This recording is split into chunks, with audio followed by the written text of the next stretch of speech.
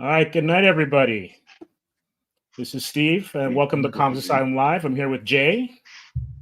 What's up? And special guest, Surge, also known as the One Surge. So if you are on Instagram, make sure that you are following this amazing artist. We got some amazing topics to hit tonight, and we're going to dive right in because everyone's been waiting. So, Surge, how you been? Good, man. Good. Just recovering from the big Fan Expo show here that was here in Toronto just over the weekend. Lots of people, lots of running around. You name it. We were knee deep in it, trying to draw and sell, and it was a big party there. Excellent. So, what was one of the standouts for you? We'll get back into Fan Expo a little bit, but I just want to know, how was it for you? As what were the things that stood out?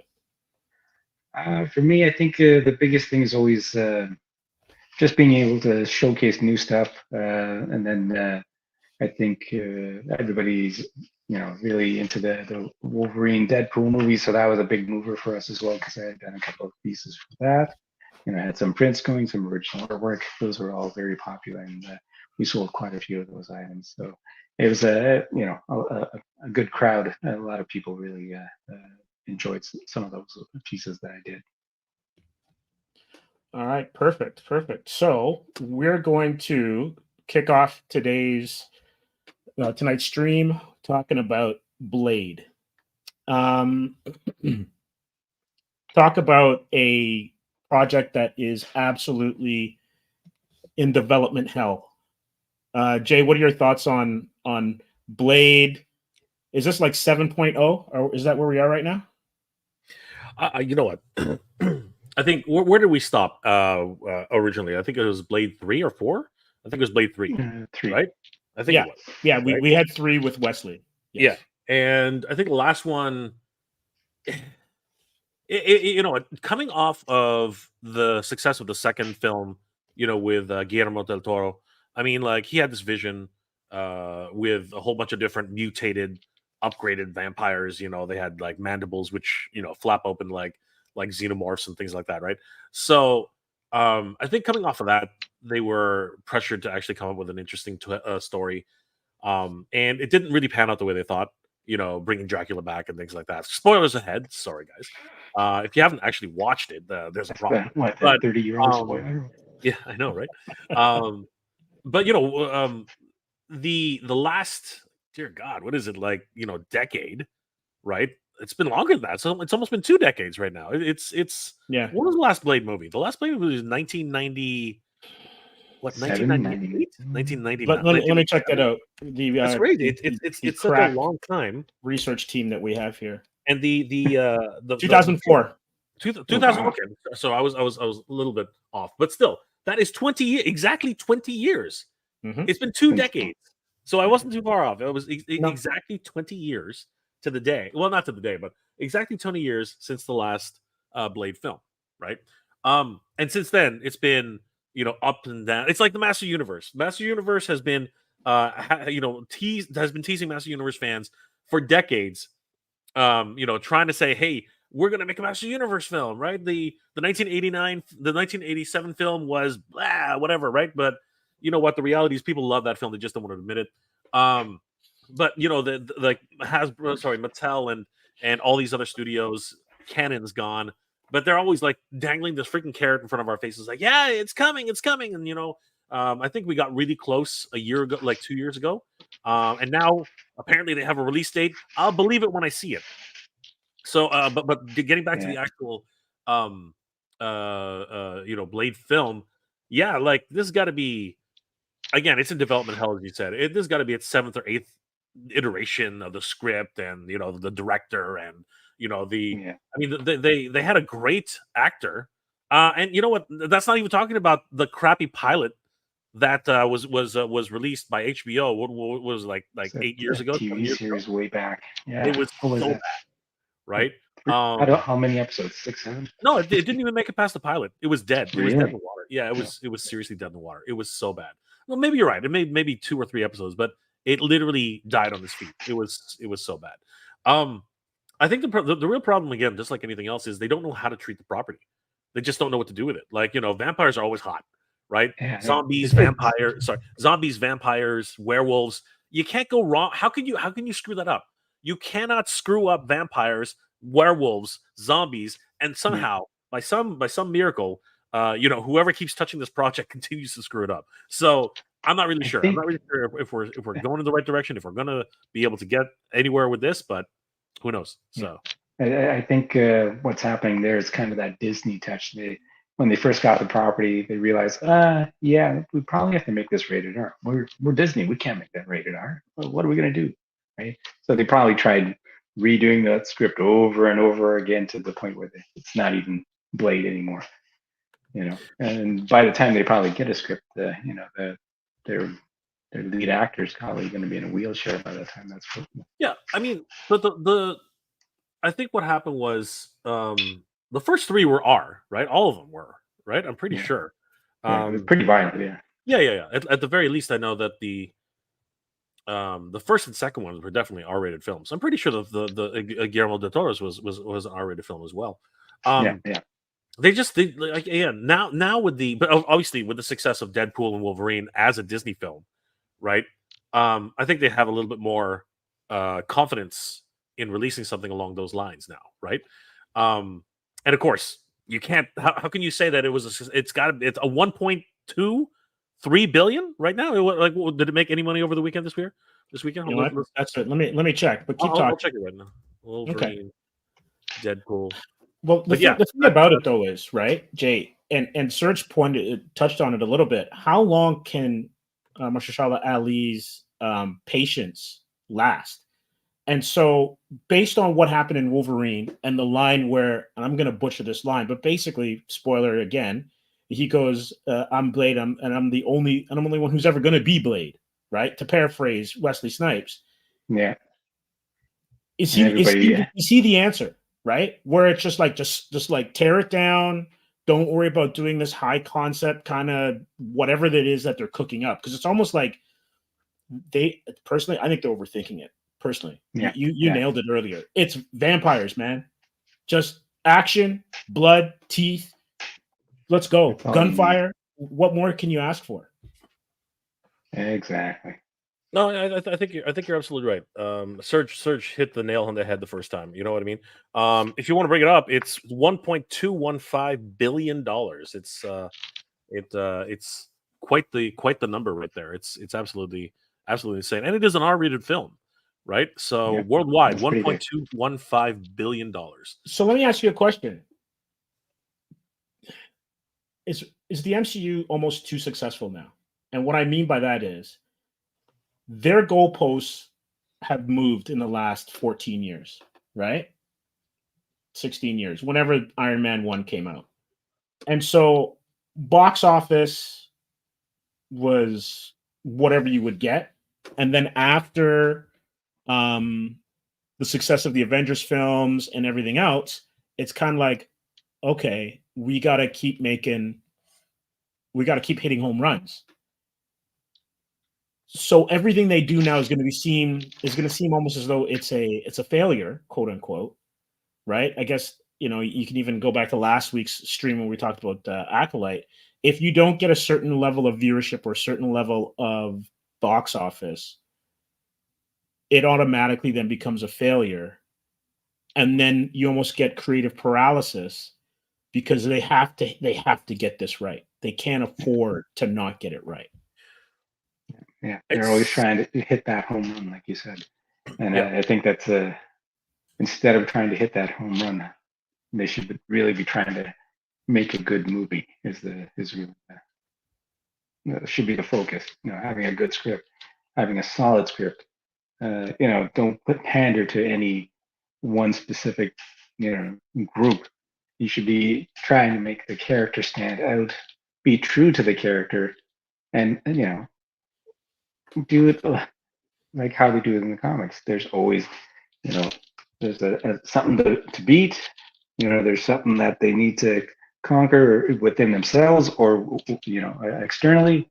And then work towards that end goal. It seems so simple, but at the same time they seem to overcomplicate it or no, they try to insert something that doesn't make any sense to that character. Yeah, no, the biggest problem with the success, as you said, like, it's one of these things where the expectations are way too high, right? And the real problem is that, the real problem is the budgets that are thrown at these films because of the gargantuan successes of films like the Avengers, Endgame, what's Wakanda Forever, you know what I mean, and now Deadpool and Wolverine. They are more willing to basically take a director and say, here's $500 million, make a great film.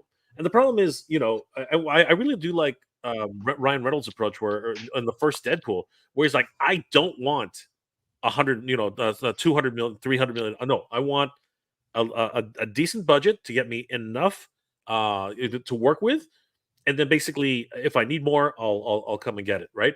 But the integrity was there, the writing was there, the right director was there, right? You could argue that, and here's it's too early to go back to this right now, but I will say that if you look at the example of what happened with Justice League, right? So one director had to leave because of an emergency, right? So they had to bring in another director to finish the project. The other director didn't really believe in the vision that the first director had. Okay, I'm just going to say it. Zack Snyder's vision was not what was it Whedon? Yeah, Josh Whedon. What Josh Whedon's vision was, but you know what? The powers that be said, well, Josh Whedon made the first Avengers, right, which was a huge raging success, which arguably started off this $1 billion trend. You know what I mean? So they were like, he can do no wrong. So he takes the film. He says, "Oh, what the hell? It's all dark. Everything's so freaking dark. All the colors are crushed down to like nothing, right? I gotta saturate this thing. I gotta make it like big, beautiful colors. Superman's got to be in blue and red and stand out." But you can tell the footage that he was working with and the way it was actually shot, that didn't work, because again, the grading that they had to do, because the way It's Snyder almost jarring to see that. Yeah, exactly. The way he shot it was very much like a comic book direction, where really really harsh shadows, you know what I mean, very very subdued look. So he picked it up, he did his thing, and then the people are like, "Nah, it was okay," right? So then all of a sudden you hear these rumors like, well, there's a Snyder cut out there. All the actors are talking about it. Everybody behind the scenes are like, yeah, it exists. And all of us fans are like, what the hell? We want to see this stupid cut, right? Yeah. And, because we were all, shuttered, we were all behind closed doors. They couldn't do anything, not really, do any major productions. HBO and DC and Warner Brothers like, hell, let Snyder do his thing. You know what I mean? Give him a couple of $1 million, and let's see what he can pull out of his ass, right? And all of a sudden, bang, here comes this banger, and everybody is like, holy crap. And that's like, it was a miracle project, right? It was one of these things where it would never happen under normal circumstances, but it actually did. And it proved that the correct vision, the correct story, right, the way it was supposed to be, shown through, right? And you didn't need to actually digitally remove somebody's freaking mustache and ruin, that kind of footage. That looked terrible. Oh my God, it was the worst CG ever. Absolutely. And then plus spending millions of dollars to get that done, right? Bloating the budget to God knows what, and not being able to recover that on the box office. Absolute ridiculousness. And I see the same thing as just like Surge and just like you say. I see the same thing with Blade. I see that they're throwing money at this with every director they cross paths with, saying, "You've got a vision, okay, let's do this." And they're saying, "Okay, how much do you need? 600, 700 million? Let's do this." And they're like, they're literally overwhelmed, and the pressure to perform for any of these directors must be absolutely insurmountable. You know what I mean? Because you could be blacklisted from Hollywood just like that, right? So it's one of these things where I think that the overall pressures to do this are nuts. And coupling on top of that we do know that if a studio doesn't like what you're doing, they'll remove you and replace you with somebody else, and that poor director has to pick up the pieces and try and do it again. It's crazy. The Hollywood, figure out what the other guy was thinking. Yeah, it's absolutely ridiculous. It's a crazy one. It's happened with multiple projects already. It happened with Star Wars. It happened with what's it called Captain Marvel. It happened with so many different. It happened with Ant-Man, because Yeah. Ant-Man was supposed to be with Edgar Wright to Yeah, start, absolutely. and his vision was not was not Disney's vision, and so therefore got replaced. Yeah. But is Wesley enough?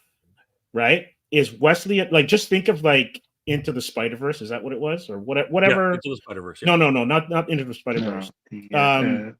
Something Home. No, The No Way last Home. Spider-Man No Way movie, Home. No Way Home. Yeah. right? Seeing those three Spider-Men on screen at the same time was a fan's dream, right? Right. Yeah. Absolutely. Is that the direction they should take this Blade movie, or should it just be like a clean break and have, like, come up with an easy script? Doesn't have to be rocket science. Have Mahershala Ali, because I think he would be an amazing Blade. But if you're worried about box office, having Wesley in there as in some capacity or some way, maybe he's almost a mentor or something to the new Blade, something like that. Who knows? Son of Blade? I don't know. Son of a Blade.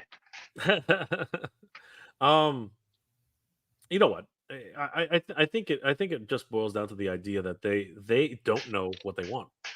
I think that the studios have no effing clue what they actually want, and that's the problem. You have all these freaking cooks and not enough freaking chefs. You have all these junior executives who want to prove themselves and want to say, "Oh, I did this project. That's me." You know what I mean? And basically saying, "I made that $1 billion the other year." How then just swinging their privates all over the place, right? I think that's really the problem. I think that the infighting and the politics around this are really what's killing it. And you need the real problem is you need a Josh Whedon. You need a Zack Snyder. You need somebody who basically will go to studios and tell them to F off. You know what I mean? Like, basically say, "This is my film. Go screw yourselves," right? Or you can find somebody else to do it, right? You need somebody who has that kind of clout, that kind of vision, right? And then basically the project will go the way they feel it will. You can't have a brand new director or somebody who's only had a few films under their belt, and basically every time the studio walks in the door, they're like, "Okay, we want this change, we want that change, we want this."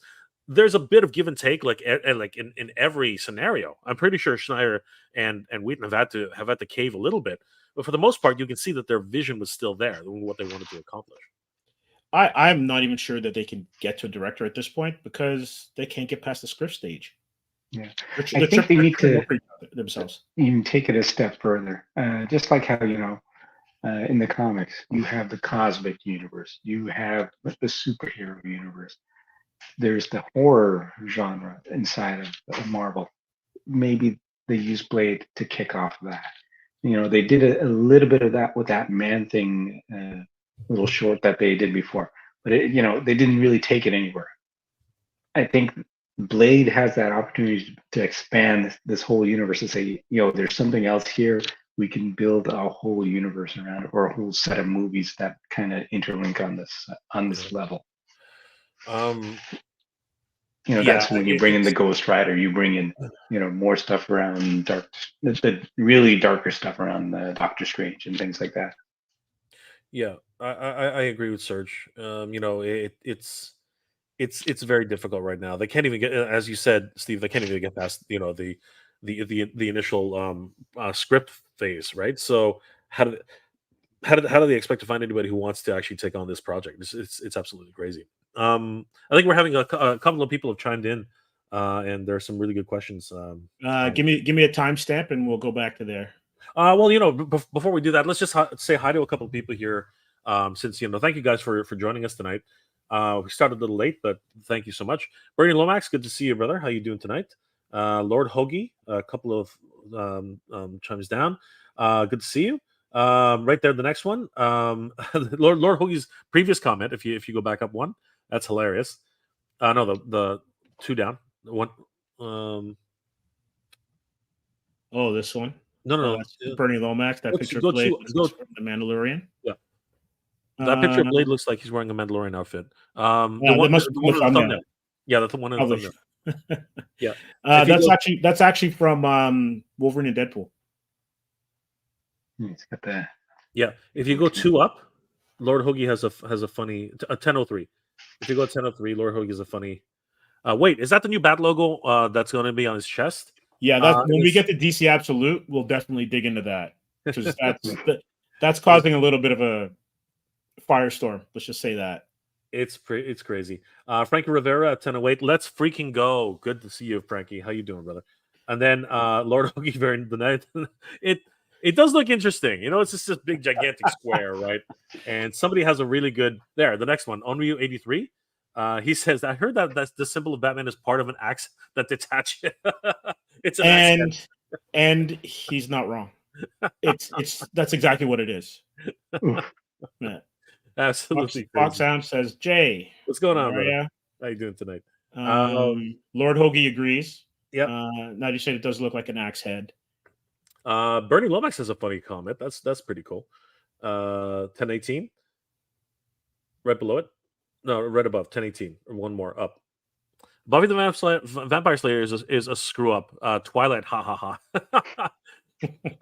Actually, you say that, but Buffy the Vampire Slayer, not the movie, but the series went on for several seasons. I think what wasn't it, like 5 seasons? It was a crazy series.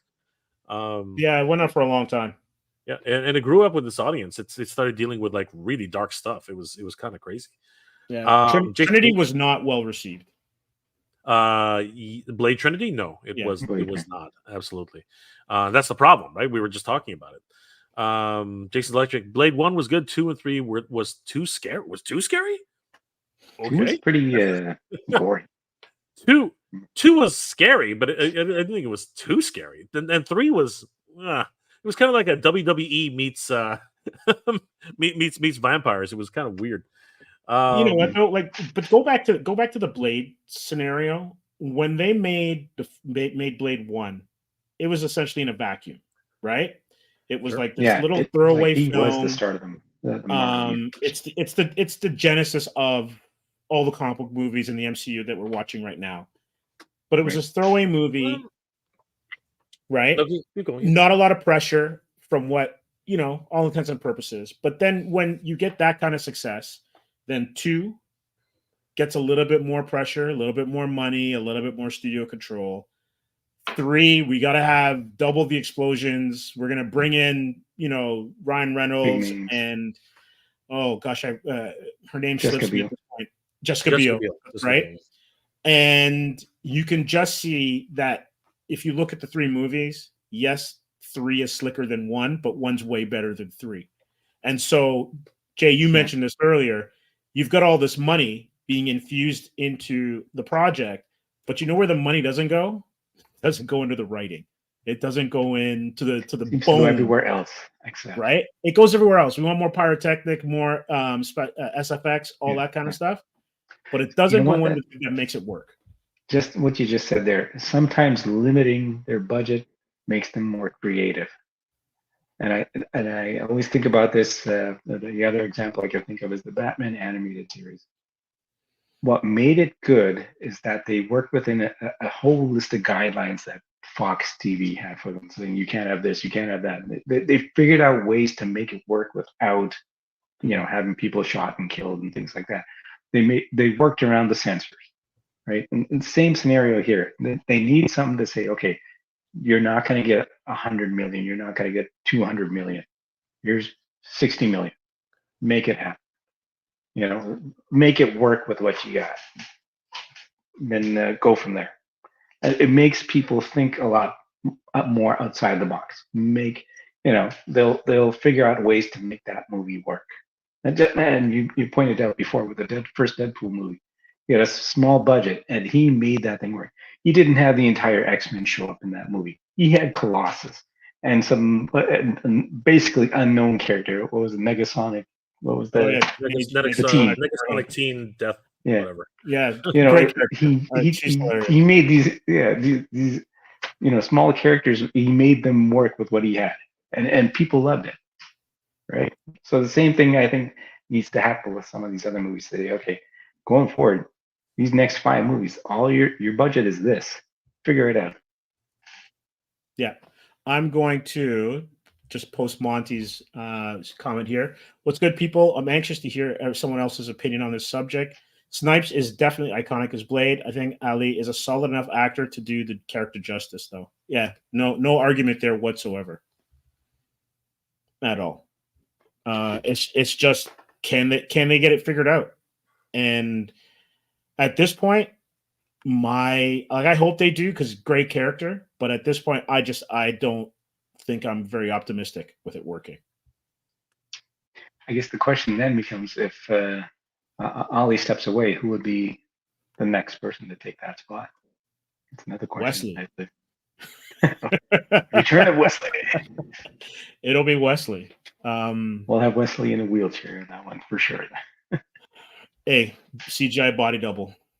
There you go. Why not? Okay, so let's move off of Wesley, but we're going to stay with the MCU, and then we'll dive into Fan Expo and DC Absolute. Rumors have it that Spider-Man 4 is going to be a multiverse movie. Sony and Disney are apparently having squabbles, slight disagreement on the direction of Spider-Man 4. So are we sick of multiverses, or are we ready for what they promised? Friendly neighborhood Spider-Man. Yeah, I think we're sick of poorly managed multiverses, where they just threw everything in the kitchen sink at us, and then we're expected to say, okay, what just happened? I think the one that kind of I wanted to see better was Doctor Strange, but they wound up killing half of the cast in the movie. And it was like, that didn't really work for me. But I think, there's always stories to be told in the multiverse, but I don't know. Are they expecting to mash both the MCU and then the Sonyverse together? Is that what they're trying to say in this, or what's going on now? I'm not sure. Like, it's so far away. I think they're supposed to go to film in another year or so. So that's not like a ton of time, especially if you're going to get into a rewrite and change the concept. But then, like, who knows, right? Like, personally, I saw someone mention this on, I think it might have been Threads, where it was like, can we get street level Spidey, bring in Kingpin, have Daredevil be your cameo, Punisher be your cameo, see that side of Spider-Man. I don't think he has to be tied to the Avengers, especially with Tony gone. But that's my take on it. Yeah, this is a tough one. Yeah. I keep finding that Sony really is screwing up all the supporting cast to Spider-Man in a big way. It's like, you've seen all the memes and things like that, right? Yeah, I mean, looking at like Craven the Hunter right now, I'm not sold on that movie. Have you guys seen or your I don't know, Sergio, are your kids playing the Spider-Man games right now? Because the way they handled Craven in the games, I thought was more akin to a good use of Craven. My son's played the first one. He hasn't done the second one yet. So the second one is dark. The second one is dark as hell. Like between the symbiote storyline and the Craven storyline, it is freaking dark. They go into different directions on the game. And I don't know if they're gonna I don't know if they're gonna use the same storyline in the movies. But for now, it just seems a little bit. I don't know. Like, first of all, they've already used this actor. You know what I mean? He's already been Quicksilver in the MCU. So it's one of these things. Like, it's exactly the way I look at it now as it is right now. I look at it like, okay, so actors can come back if they already died. You know what I mean? Like Robert Downey Welcome to comic books, Jay. I just say no. I mean, like, I understand that, but for the longest time, they weren't doing that. No, not at all. For the longest time, you were dead. You were freaking dead. You know what I mean? Like they killed off Whiplash. They killed off they killed off so many so many other guys, right? Ironmonger and all these other great characters who should have actually stuck around for a little bit, right? Yes, They killed them that all was off. the problem. I agree with you on that because Yeah. I felt that the solution to every story was killing the villain, and like Yeah. really, like you got some great characters there, and they're dead. Like, come on. Recurring battles, man. Like, throw them in jail. Do something that makes more sense, right? Because you need that constant threat, right? Like, what are superheroes for if they're not under constant threat, right? Yeah.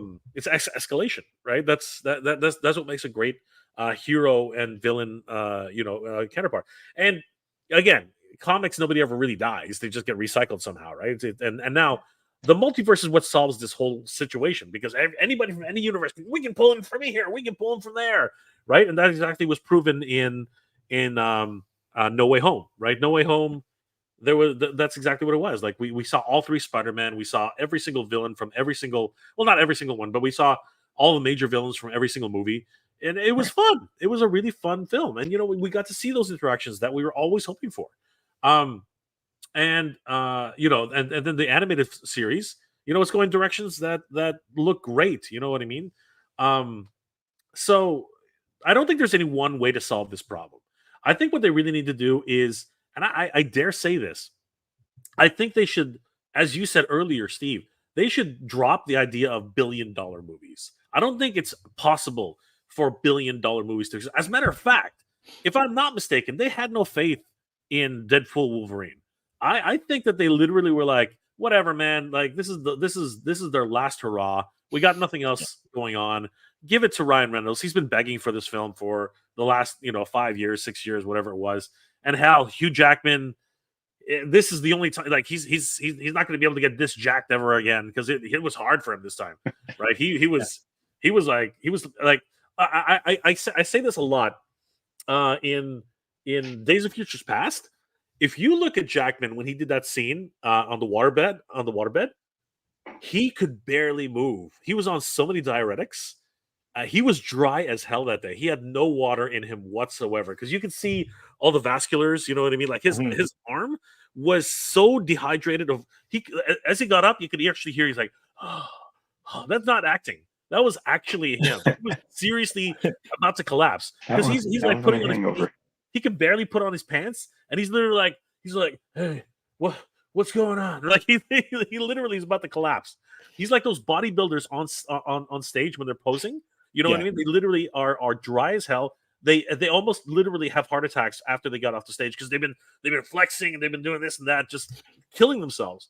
And that's exactly what Hugh Jackman was doing in that scene. He was literally dying. So the body transformation, Jay, you're absolutely on point. From I guess X-Men in 2000 or whatever, to especially when he was in the Wolverine or Days of Future Past, his body transformation was ridiculous.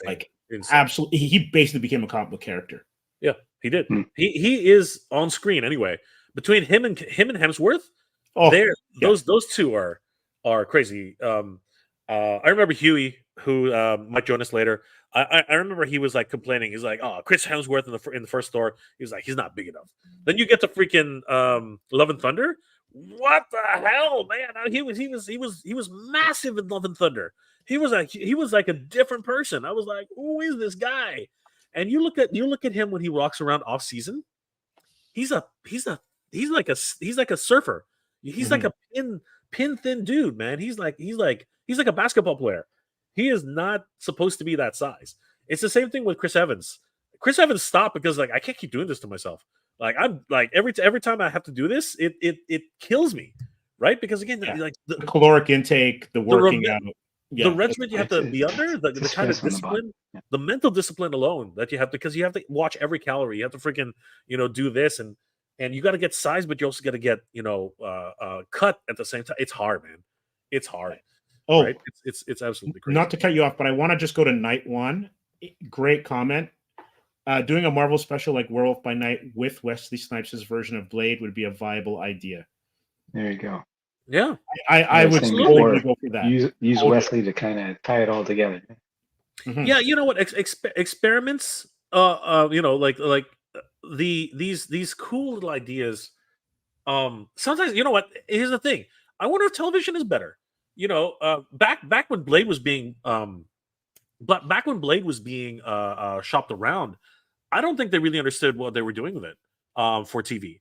Now, with all these Disney Plus things and all the money they're spending with these things, maybe Blade is better as an actual constant television show where they have a really big baddie, who's basically sucking the whole town dry, and or maybe it's maybe they can get to like some of the more demonic stuff that comes around. Or maybe, and you can even get some team ups going, like Black Cat and things like that. I think there's a lot of room for more expansion with a series like Blade, especially now that we have all these opportunities. But who knows?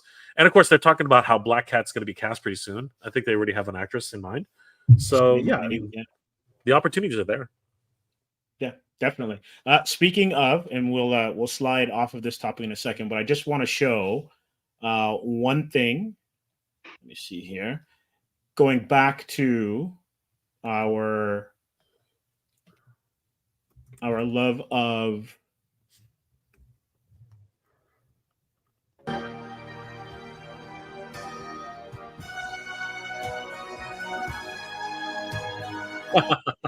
Yeah.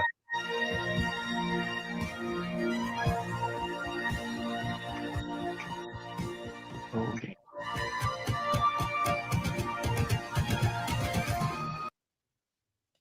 So that actually ties in to that moment where Deadpool actually said at the end of the movie, he goes, there are a couple of heroes who are in the Constance or something like that. No, I think he said what do they call it, the trash bin or whatever? Yes, yeah. And he said they've been forgotten. Maybe there's something you can do to help them. So, and the thing we saw Laura come back, right? She was at the end of the movie. So I'd like to think in whatever, and that's probably canonical if they start making it that way. I'd like to think that they open up the portal so that the four of them could get out, which would explain how we can get Wesley back, right? You know what I mean? Like that Yes. kind of, again, anything's possible at this stage because we didn't actually see anybody die in that scene, right? So it's no. I think Human Torch is the only one that was definitively filleted. Yes, and for obvious reasons. Yes, yeah. The little potty mouth. Chris Evans was probably happy to see that. Probably. I got one more thing to share with you, and then we'll go to some. We will go to some comments. Yep.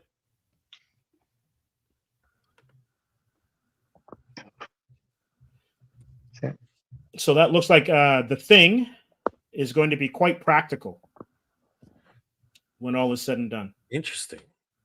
Yeah, I'm sure they'll have some kind of CG overlay. Yeah, for sure. Well, the actual mouth movement and facial. Although Star Wars has been doing it pretty well now. You know what I mean? Yeah. I think Garz. I think Zeb Garzab. I think Zeb was actually CG for the most part, but I think the rest of them right now, ever since the Mandalorian really started taking off, I think most of them have been practical effects. So we'll see how that works. I mean, like, I've always enjoyed practical. Even like you look at movies like Teenage Mutant Ninja Turtles. The first one was great. All the subsequent ones, they couldn't get it right. I don't know what they were doing with those stupid animatronics after the first one, but the first Again, film, I think that's another scenario where they had a small budget, they made it work. Exactly, 100%. And a vision, right? And I think that we're just circling around the exact same, scenarios. There's a bit of a theme happening here. Absolutely, 100%. But yeah, we got some great questions going on. Great comments happening right now. Let's go to Bernie. The question is, how many people want another Avengers movie or another FF movie to speak? It's a good question. It seems that people are hungry for it, especially. But I think, and this is just my take, I think they're hungry for Robert Downey Jr.'s Iron Man to interact with Reed Richards's Mr. Fantastic, with somebody, whoever, like, I guess it'll be Pedro Pascal, but I think they're looking for that. If you're going to keep doing these movies in silos, we'll see what happens after Avengers Doomsday, then it'll be fresh. But I saw a comment later, a little bit further on down, where, and I've argued this as well too, and it probably goes counter, especially for the things that we do here at Comix Asylum. Is it so bad to have a break from these films? Like, you can't have cheesecake every day if you love cheesecake.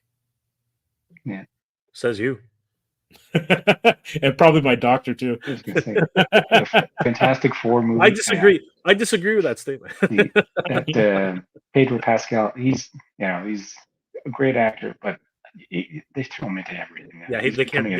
becoming a Robert Downey Jr. He did an amazing job in as far as video game adaptations goes. He did a great job in The Last of Us. Yeah. The Last of Us was amazing. Like, seriously, like I was thinking like this. I don't know if that casting works, and it worked. It worked great. I was actually really surprised. Ellie was a great choice too. Is that a Disney issue though? Because when you think about it, they have their stable of actors, and they're not really straying too far from them. Like, they have who they have. Yeah, and they don't seem to be really thinking outside of it. Right, because like Pedro is the Mandalorian, and now he's Mr. Fantastic, right? Like, everybody, like, people just move from one project to another, as opposed to, like, there's a lot of people, man. Like, there are a lot of actors that aren't getting work. And also, who's the guy in Twister? In the latest Twister movie, he was in Top Gun. His name slips me. I know who you mean. Right? But think of it. But think about it though. He's been around forever, and now that he's hot, he's going to be in everything, right? Is it like? But he's someone that they could have used beforehand.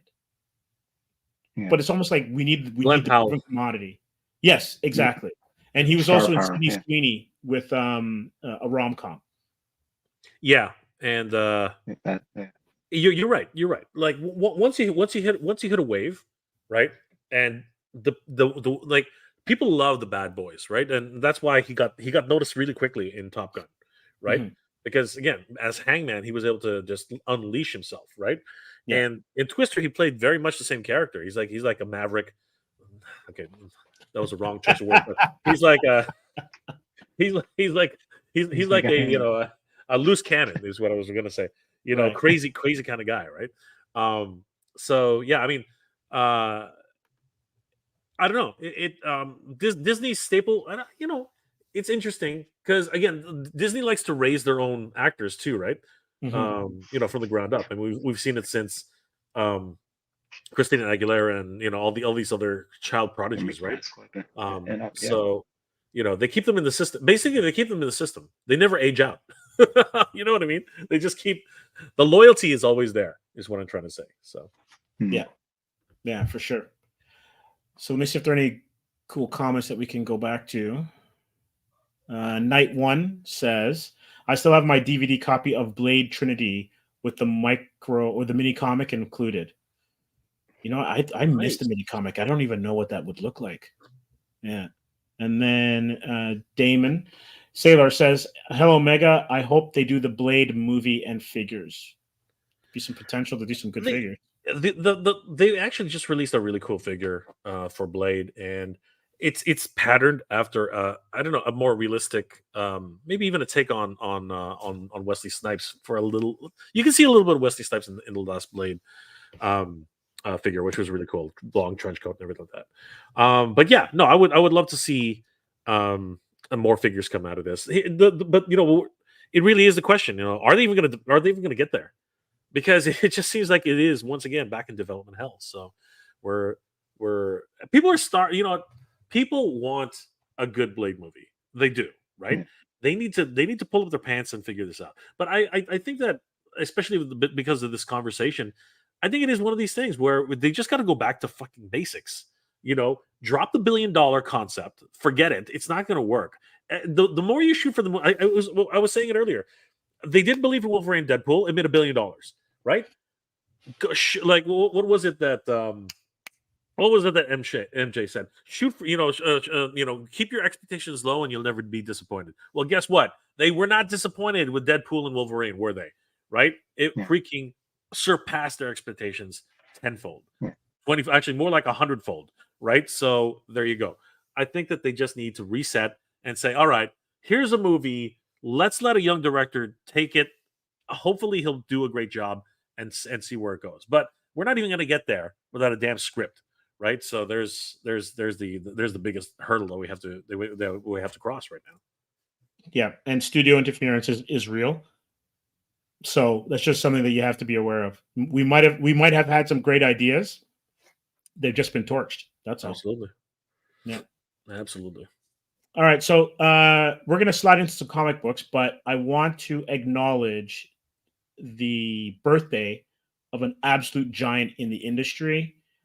King Kirby, Jack Kirby's birthday, 107, I think. Absolutely. Hail to the king. Absolutely. So 100%. Yep. I'm going to show an image that his granddaughter posted on Twitter in honor of his birthday. X, sorry. And just the one thing about, let me see here. I just want to make sure that I'm going to boost this up as much as I can. Let's see if I can get the detail. Let me just slide up. There we go. Like, just look at the detail in this image. And when there's a picture of his desk, and I'll show that later.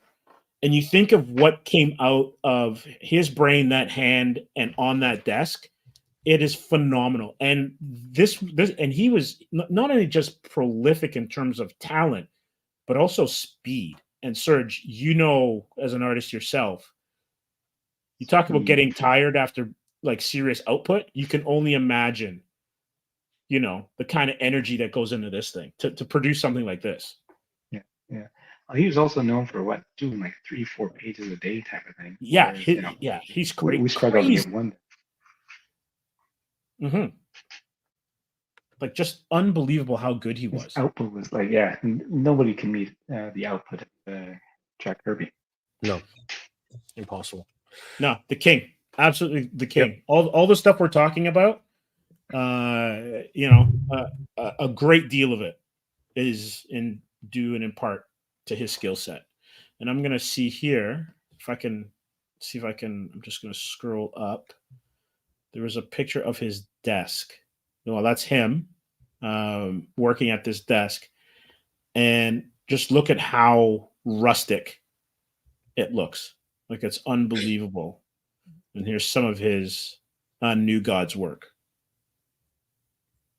Just the thing that always amazed me was his energy. Yep. Yeah.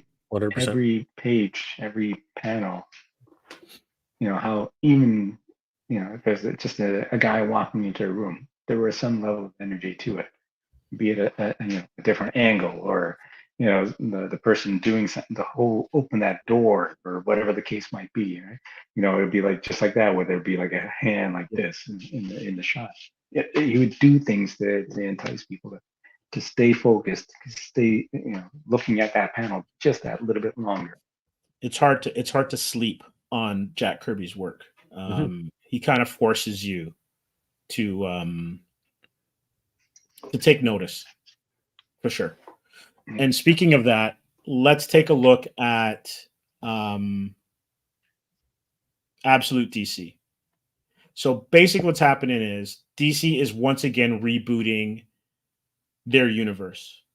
And so Batman, it's going to be, I guess, across the line of characters, but Batman, Wonder Woman, Superman have been redesigned and reimagined. And to say that the Batman logo, not the logo, but just the Batman redesign, design is just it's something else. It's something else. So let's take a look at it.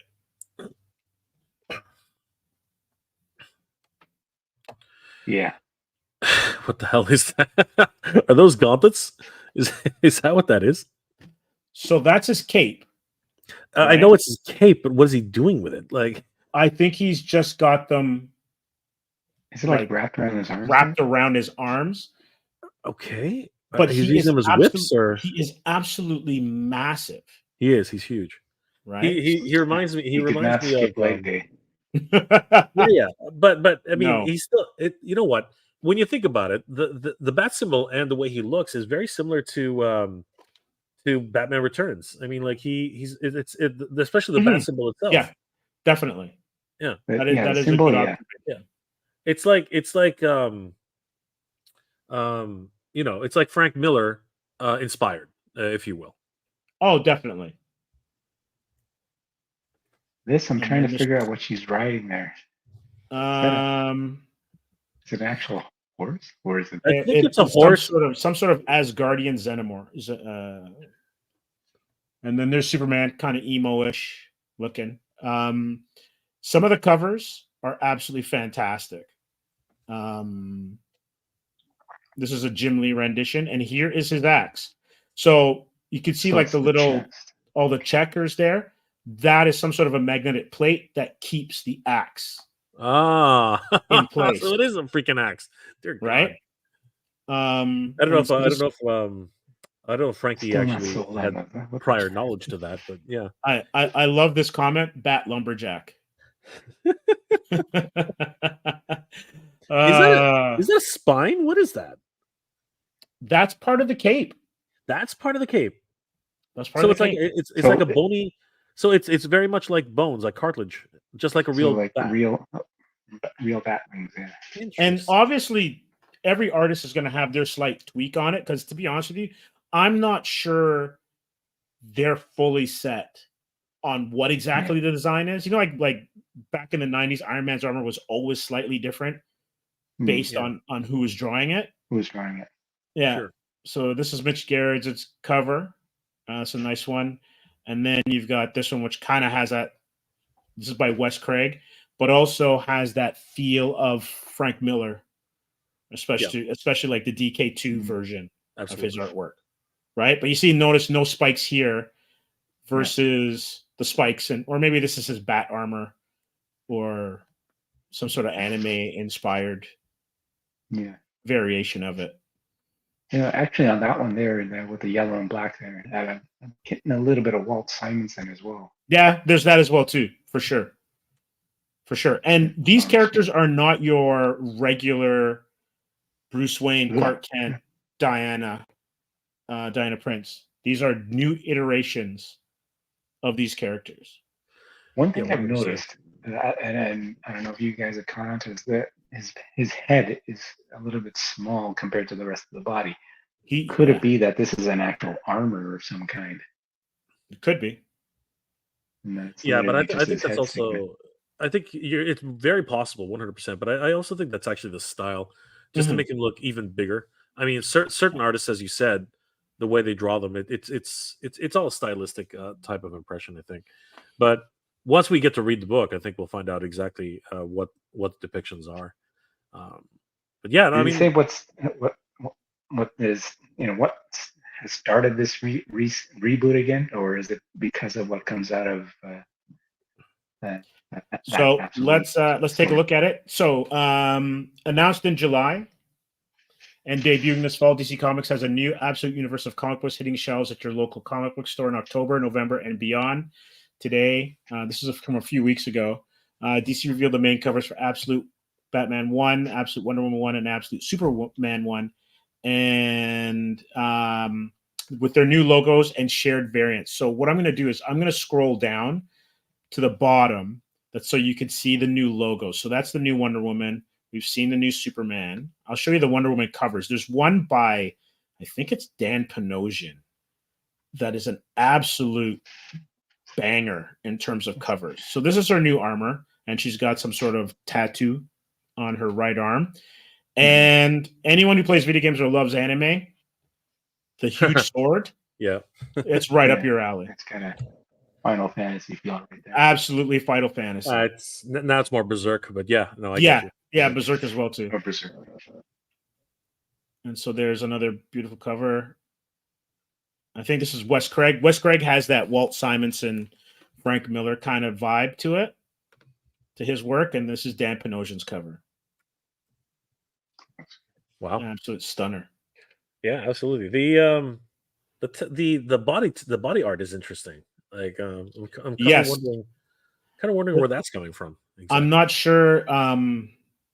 It almost like I don't want to like go too sideways, but it almost looks like it could be Samoan-esque inspired.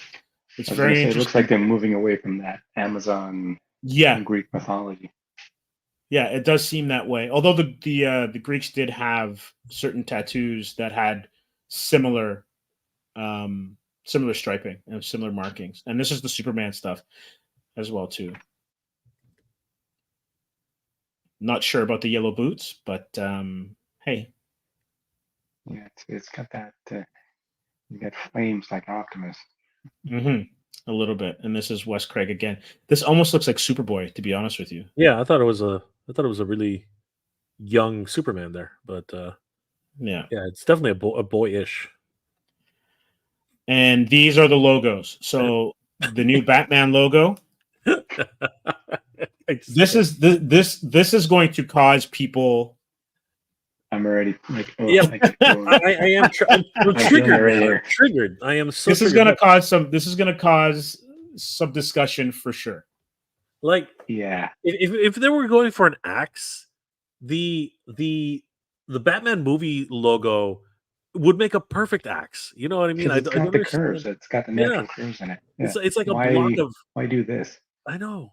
It's just such a weird choice. Aesthetically, it's so odd. You know what? It almost feels like I could make my breakfast on that. Like I could just seriously some eggs and some bacon. That griddle going.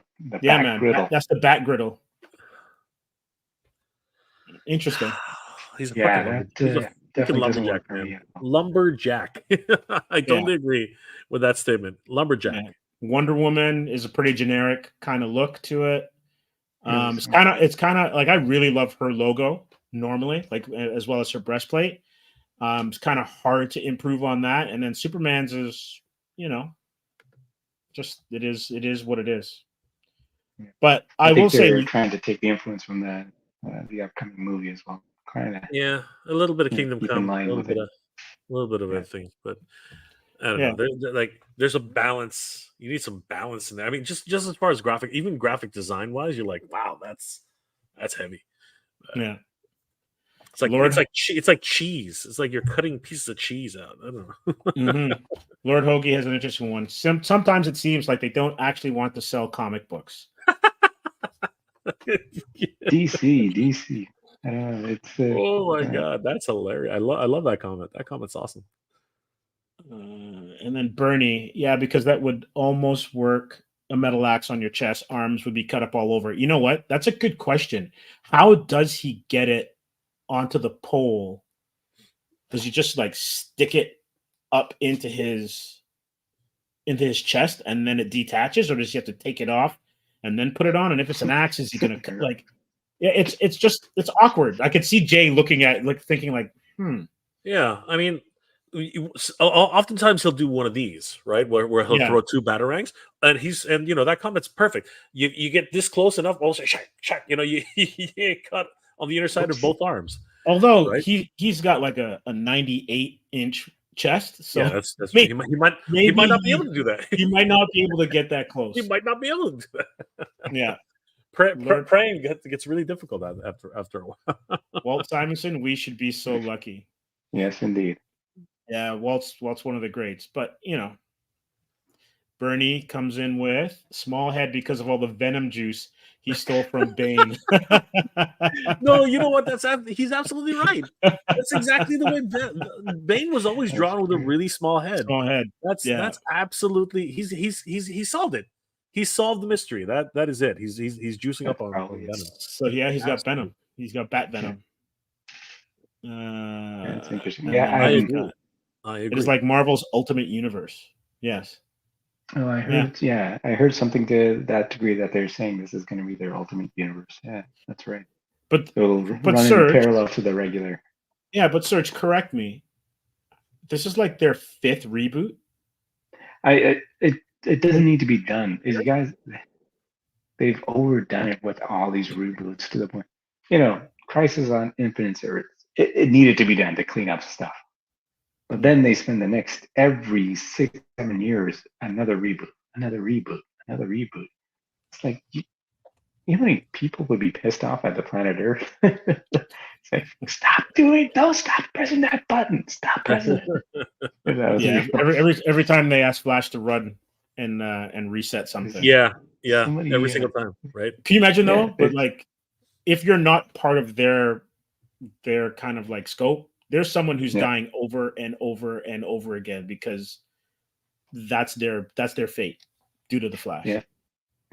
But you know what I was thinking as well now is that I would create my own Crisis on Multiple Earths type of thing, where the other planets come to Earth to say, "Screw you guys! You stop pressing that button." Well, that's That'd true. be it. That's true because that's my trademark. DC, don't even try. That's a good point, Serge. I never thought about this from a storytelling aspect. Because it's always on Earth, right? Everybody else is just doing their day. But when you reset it, you're resetting a multiverse. Every planet in this universe, every being, all of a sudden getting reset over and over. There's going to be people that are going to be like, "What the hell's going on?" Well, but would they? I mean, like they don't even realize what happened. Well, I would say cosmic beings on that level. Yeah, no, but I think that's and you know what the Marvel tried to answer that with the TVA, right? That was their whole that was their whole shtick with that, right? That there is a an overseer type of organ. In this case, it's an organization, right? But you know, I think that opens up a storyline like that too, right? Star Trek had it with the temporal police. You know what I mean? There's a lot of things to be said about that. But then again, you know what? It's one of these crazy things where if we truly believe that time is immutable, right, according to the Marvel thing, right? Because you can't actually reset your past. According to them, you can't reset your past. What you've actually done, you branch. You created a secular time, right? So, is it really affecting anybody at that point? Because you can't actually affect the timeline you just made, right? You're just making yourself feel better. Yeah. Although, and I remember because I used to watch that Arrowverse quite a bit, and I remember after Barry went back and changed the timeline, Diggle's kid, I think, went from being a son to being a daughter, and he was absolutely like pissed because not that the gender mattered, but that he changed what was. Yeah, his relationship. And so when you think about it, he missed all those years. Yeah, and it's also this too, right? Does it then really matter what happens? If you're always going to reset something, are there any real consequences if time travel is always your get out of jail card? Yeah, but you're not really getting out of jail. Something is always going to change, right? But what the whenever we see the timelines like Crisis on Infinite Earth, what they're trying to say there is that anything's better than this, right? Because the world has come to an end kind of situation, right? So I don't know. It's always that moral compass, right? Like when do you decide that this world is perfect the way it is, right? It's just that sandbox that writers have to play with, and are you really doing anything different? We'll see. Well, getting back to DC's, I think it's the Absolute Power. It's a miniseries that's leading into the Absolute universe. Yeah. It's great. Like I'm enjoying the first 2 issues. I'm looking forward to the next one. I think it's only 4 or 5 in the run. That's going to set up everything. And Dan Mora is drawing it. I think Mark Waid is the scribe, and it's fantastic. It's a great read. So it'll be interesting to see where this stuff leads into. And I'm not usually big on the DC reboots, but I'll check these out mainly because I want to see how Batman's going to use that axe. I agree. I want to see how that plays out too. So question. I watched Alien Romulus, and I liked it. I've heard good things. It was interesting. They really do a good job of kind of staying in the lore, in the Alien lore. And spoilers for anyone who has seen it, but there is a legacy character who shows up. Who has seen it or who hasn't seen it? Who hasn't seen it? Sorry. Yes. Good thing you got me there. Who hasn't seen it? There's a legacy character that shows up, and The cat. no, but the character, the original actor, is no longer with us. So the producers got permission from the family to use the likeness for this character. Okay. So, what are your thoughts on using CGI to bring back dead actors in new movies? You're opening up a can of worms there. Yes. I think it's going to eventually happen. Like it's already, as you just pointed out, it's already happening.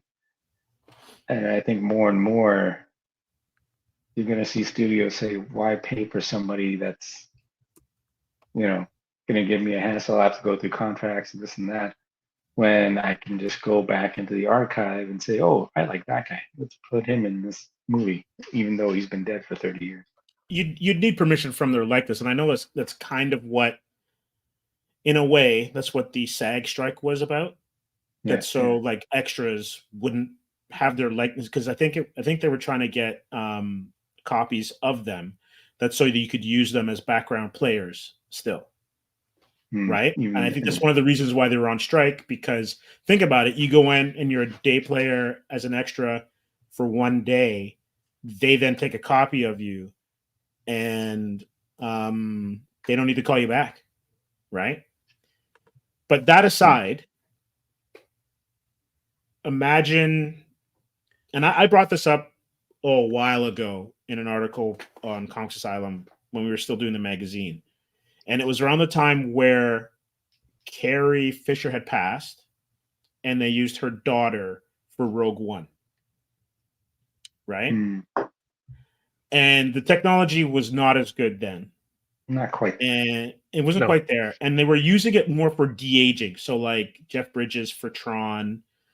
I even think they used some of it for the actress that played Tony Soprano's mom, because I think she passed away before the series ended. And they were able to map her face onto another actress.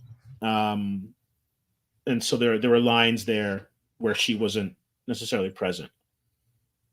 But then I extrapolated, are we going to get to a point where, I don't know, the estate for Sean Connery says, yes, you can use our grandfather's likeness and voice, and then you get a James Bond movie set in the 60s and Sean Connery is the lead? Because they like, when you think about it, based on what they've done, they could do what they did with Luke in The Mandalorian, right? Yeah, but Luke is still alive. I understand that, right? But think of all the footage they have, and if there's any sort of signage of, yes, you can use my likeness, with the technology that they have now, are we going to just get a body double and then you just map the face on? Because you do it for stunts, essentially, right? I don't think you can avoid it. It's going to happen regardless. With all the AI crap that's out there, we're already seeing it for the art side of things. Movies are going to be no different, right? Right. Yeah, we are already seeing it with the thing. Talking from an IT background, AI is going to be the next big wave in all our lives. Doesn't matter what you do. Every device is going to have some level of this AI tools. And then, we're already seeing it with movies. We can do it. We can do quite a lot just with our own phones now, right? Yeah. I don't see us getting around it. It's a matter of some of these legalities that need to be figured out. Guess what? That's mostly North America that they put up all of this stuff. Other countries, they're not going to care. They're gonna work right around this stuff. They're gonna leap ahead of the U.S. and Canada and this kind of stuff. I think. Just China, I'm sure, has done it a million times over already. India, you've seen a million Bollywood movies, and they're already doing all of this stuff already. It's not a matter of if; it'll be a matter of when. In North America, the rest of the world already moving ahead with that. Yeah, but I think the actual question is, will anyone? And I think that's actually why SAG fought so hard for that, though, right? You know what I mean? Like the ability to opt out, and I think that's actually what it'll end up being. There'll probably be something in your SAG card later down the road where it says, in the future, do you want them to use your likeness in movies? And it'll be written there, and it'll say, no, my family has not. My family does not have the permission to sign away my likeness. Something along those lines, right? I think that's gonna, like, laws are gonna come in place where that can't happen. But you're Because going to if risk losing out on a pay for sure. yeah, but who's There's going getting to be paid? somebody else that'll say no problem. It'll be the estate. The estate. I So the know, that's family what I'm will. saying. The family will get it. The family will get the money. Well, that's if, like, for instance, look at Orson Welles, That's right? When if he they died. agree to it. Yeah, Yeah, exactly. of course. But I'm only talking about if they go and make a deal with the estate of someone, or it's already written into their contract before they pass the specific actor. That's exactly what I'm saying, right? Yeah. And they basically have to opt in Mhm. to usage of it's kind of like an artist, right? Right now, if you get into a contract where you paint something or you illustrate something, you can literally have a clause where it says you cannot use this outside of this requirement, right? And anything outside of that has to be renegotiated. You know what I mean? And then basically you can say afterwards, my family has sole rights to this after I die. That kind of situation. You can even say, oh, you know what? It's what's it called? It's the hell are they called again? Copyright? What is it? Public domain. This becomes public domain after I die. That's a possibility too, right? We're going through a very strange time in our existence right now, because again, technology is just going so fast, so quickly. It's hard for any of us to catch up. So, but I totally agree. I think that Serge is right. Like, other countries are going to do whatever the fuck they want, right? Whereas we Yeah, are more moral in that sense. But I think the root question is, do we agree with this? Serge? There's also this too, but I'm going to bring in something which is, what would the audience's reaction be? Because let's be honest, and we're seeing it with casting now, and I just saw a clip for an Indiana Jones video game, right? Yep. Are audiences ready, especially this generation of audiences who have basically grown up with their version of an actor doing a certain role, and to the point where can't even recast them? Is there going to be an appetite for, I want so and so X as whatever, but we still want those movies because those characters make money, right? Like, there's a reason why DC only basically does Batman books, because they're the ones that bring in the cash. Is that really going to be part of what drives it? Because in the end, it's all about money. This is all, everything we're talking about is what's going to bring in cash. Here's what I want to say about that, though. Sorry, do you have anything to add before? Because I'm going to go on a bit of a tirade here. Yeah, man, do it. Bring a tirade bring on the ruckus. AI if you'd like to hear that one too. In general. All right. So you want to play rock paper scissors? What are we going to do? So Jay, go. All right. So here's the thing. James Bond had what, 7 actors play James Bond? Something like that. You know what I mean? Michael Gambon played Dumbledore after the other actor died. You know what I mean? What's it called? Rhodey has been portrayed by two different actors. Here's the thing: I like all their performances. Right? Yes. I think that each actor brings a certain level of nuance to another character. Right? And I think that there's something special about that. So, in my opinion, I think we should allow for creativity to blossom. You know what I mean? I don't think AI will ever actually be able to replace a human being. There's always a tell. There's always a way to figure out whether or not AI is working there. There's always a way to figure out, because there's just something Have you ever noticed that every fucking video clip that's ever been made by AI looks like it's from the 40s? and everyone's shiny. Everyone's rubbery and shiny. It looks too pristine. It's just weird, right? Clean. It's not there. It's never going to get there. At least not within our lifetimes. Okay, it's smart, but it's still stupid. Okay, it's still a dumb machine. Yeah.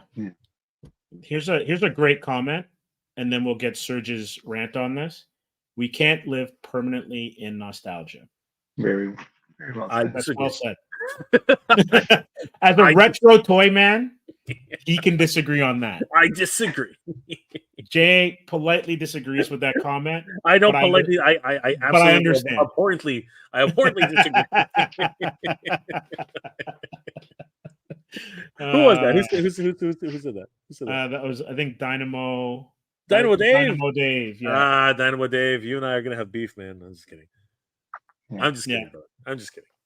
Let's go to Derek Kuto. Hey, what's up, Nigga J in chat? Brought my silver number 4. What the hell, Derek? To the comic doctor in Oshawa. Went from what? Hey, props. Nice. Went from a 7.5 to a 9.6. Let me tell you, that is one of the all-time best covers too. That's crazy. Silver Surfer number 4.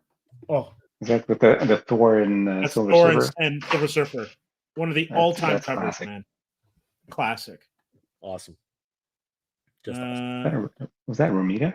Who did that? John Buscema.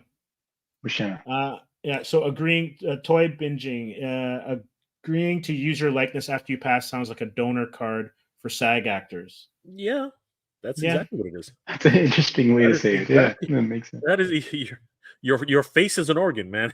That is exactly what it is. Yeah, absolutely. Sign the back of your SAG card, I guess. Yep. Yeah. Nolan says,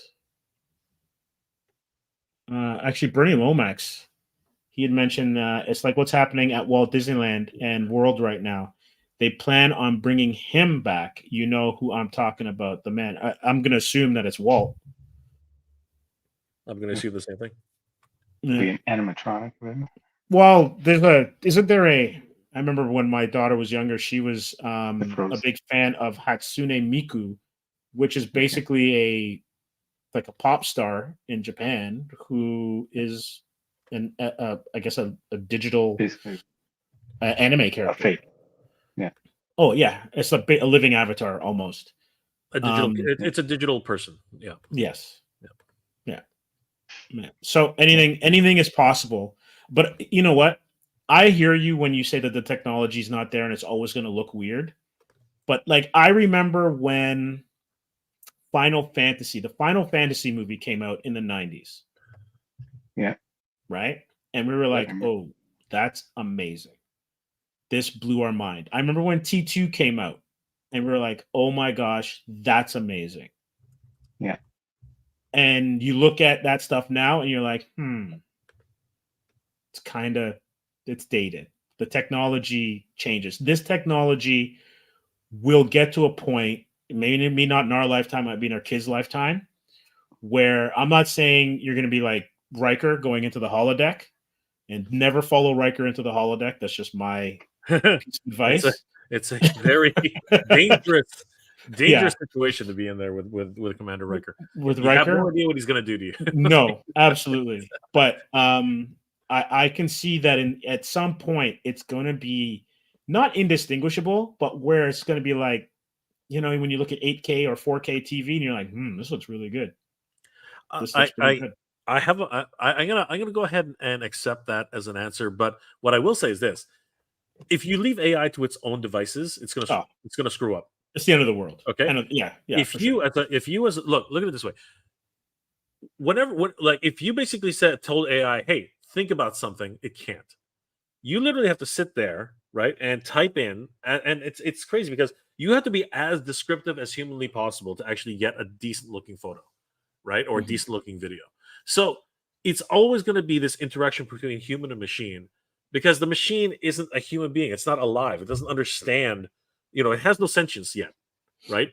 God, I hope it never does. But it's this thing where you still have to train it, right?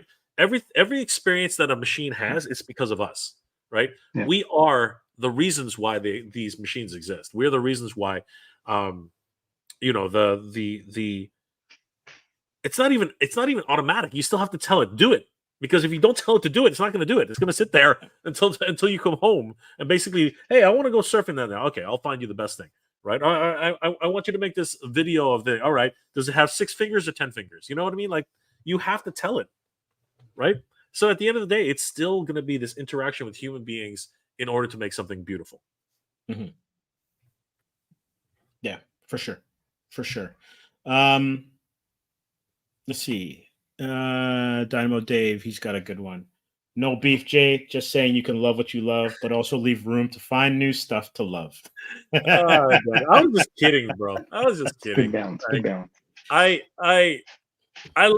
live in both worlds at the end of the day. You know what I mean? I'm just going poor with my nostalgia. I think that's.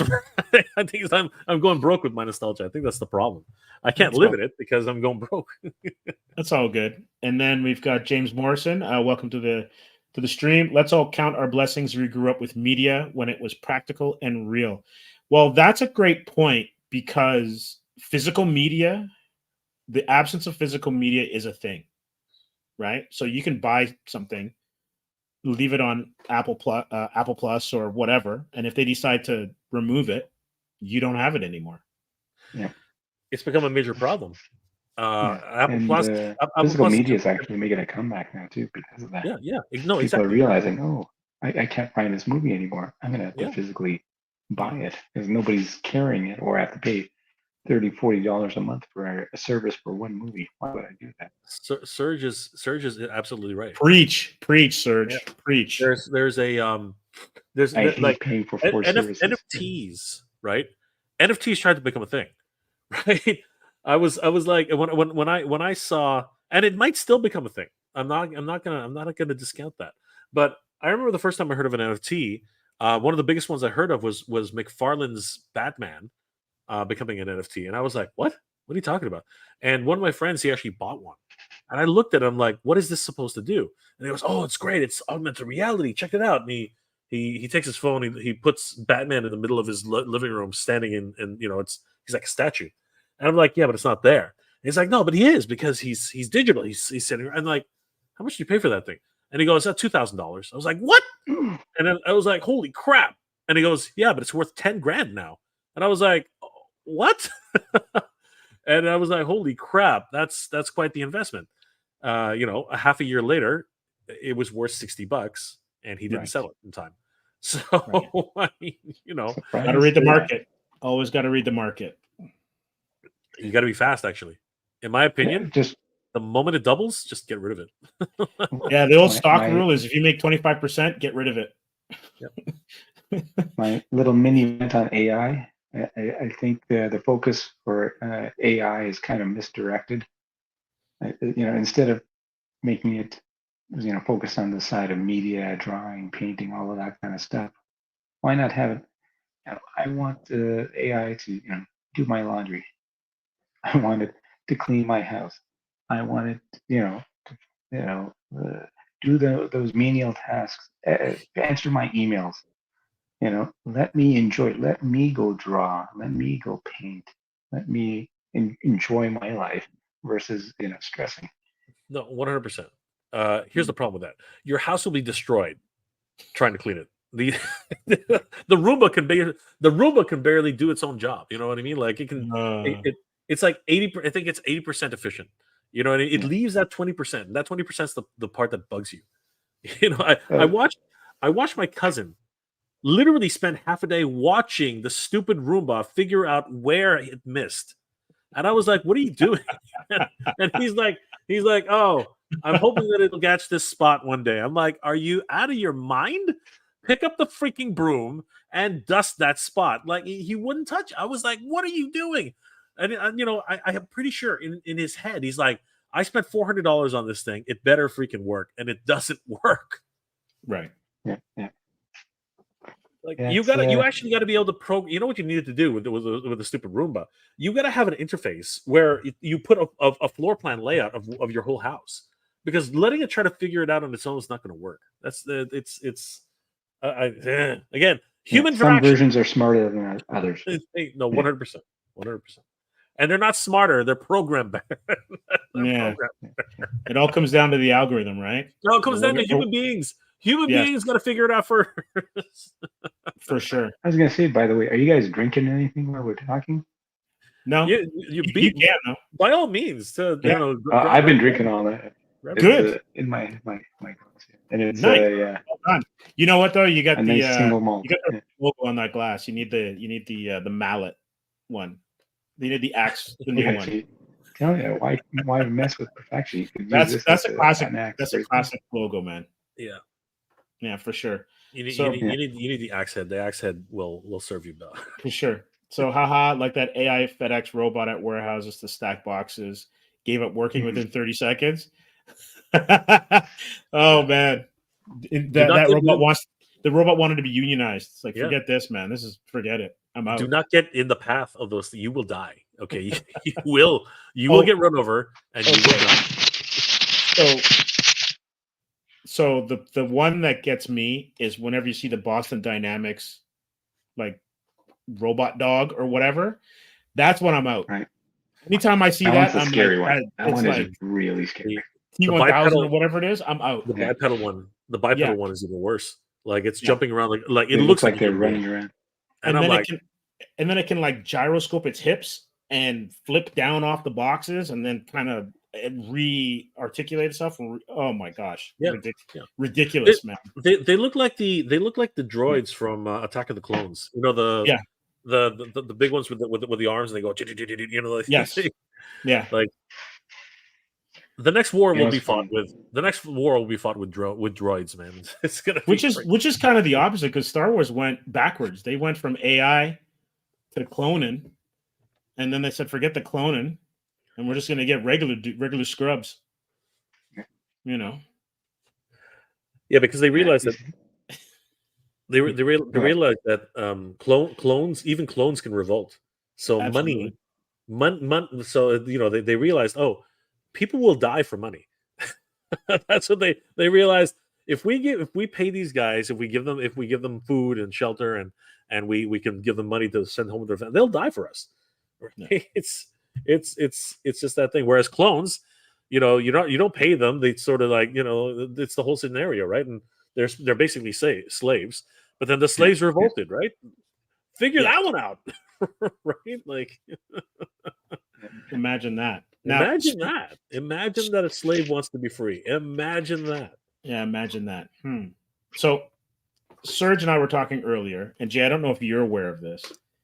And speaking of crossovers and multiverses, but I gotta make sure I get this right.